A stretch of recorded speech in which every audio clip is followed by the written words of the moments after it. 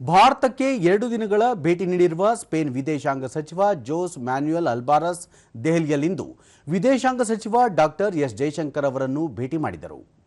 ಉಭಯ ನಾಯಕರ ನಡುವೆ ನಡೆದ ನಿಯೋಗ ಮಟ್ಟದ ದ್ವಿಪಕ್ಷೀಯ ಮಾತುಕತೆಯ ವೇಳೆ ಎರಡೂ ರಾಷ್ಟ್ರಗಳಿಗೆ ಸಂಬಂಧಿಸಿದಂತೆ ಹಲವಾರು ಕ್ಷೇತ್ರಗಳಲ್ಲಿನ ಬಾಂಧವ್ಯ ವೃದ್ಧಿ ಕುರಿತು ಸುದೀರ್ಘವಾಗಿ ಚರ್ಚಿಸಲಾಯಿತು.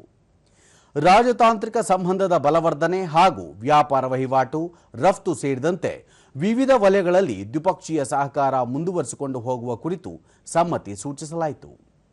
ಡಾಕ್ಟರ್ ಜೈಶಂಕರ್, ಭಾರತ ಮತ್ತು ಸ್ಪೇನ್ ನಡುವೆ ಸೌಹಾರ್ದಯುತ ಹಾಗೂ ಮೈತ್ರಿಪೂರ್ಣ ಸಂಬಂಧವಿದೆ. ನಮ್ಮ ನಡುವಿನ ರಾಜನೀತಿಯ ಸಂಬಂಧ ನಿರಂತರವಾಗಿ ಬಲವರ್ಧನೆಗೊಂಡಿದೆ.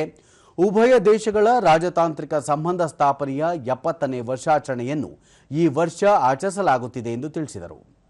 ಸ್ಪೇನ್ನಲ್ಲಿ ಯೋಗ, ಆಯುರ್ವೇದ ಹಾಗೂ ಭಾರತೀಯ ಸಂಸ್ಕೃತಿ ಜನಪ್ರಿಯವಾಗಿವೆ. ಸಂಸ್ಕೃತಿ, ಪ್ರವಾಸೋದ್ಯಮ ಮತ್ತಿತರ ಕ್ಷೇತ್ರಗಳಲ್ಲಿ ವ್ಯಾಪಕ ಸಹಯೋಗವಿದೆ ಎಂದು ಹೇಳಿದ ಜೈಶಂಕರ್, ಮುಂದಿನ ತಿಂಗಳು ದೆಹಲಿಯಲ್ಲಿ ಭಾರತ ಕೃತಕ ಬುದ್ಧಿಮತ್ತೆ ಪ್ರಭಾವ ಶೃಂಗಸಭೆ ಆಯೋಜಿಸುತ್ತಿದೆ. ಎಐ ಬಗೆಗಿನ ನಮ್ಮ ದೃಷ್ಟಿಕೋನ ಮಾನವ ಕೇಂದ್ರಿತವಾಗಿದೆ ಎಂದರು.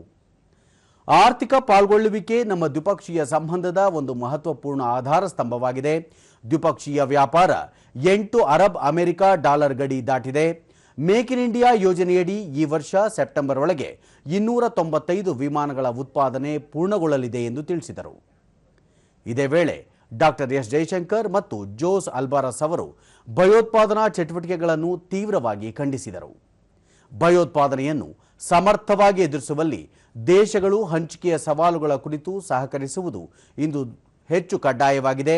ಇಡೀ ಜಗತ್ತು ಭಯೋತ್ಪಾದನೆಯ ಬಗ್ಗೆ ಶೂನ್ಯ ಸಹಿಷ್ಣುತೆಯ ವಿಧಾನವನ್ನು ಅಳವಡಿಸಿಕೊಳ್ಳಬೇಕು ಎಂದು ಹೇಳಿದರು. ಸ್ಪೇನ್ನಲ್ಲಿ ಸಂಭವಿಸಿದ ರೈಲು ದುರ್ಘಟನೆಯಲ್ಲಿ ಪ್ರಾಣಹಾನಿಯಾದ ಬಗ್ಗೆ ಡಾಕ್ಟರ್ ಜೈಶಂಕರ್ ದುಃಖ ವ್ಯಕ್ತಪಡಿಸಿ ಮೃತರ ಕುಟುಂಬಗಳಿಗೆ ಸಂತಾಪ ಸೂಚಿಸಿದರು.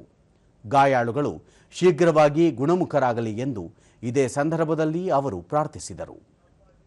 We are committed to facilitating greater mobility, education exchanges, and institutional partnerships. Excellency, the world order, it is more imperative than ever before for nations to collaborate on shared challenges. This is particularly the case with respect to combating terrorism, where both India and Spain have been victims. The world must display zero tolerance towards terrorism. I look forward to our discussions today, and I'm confident that we'll further strengthen our partnership. I now request you to make your opening.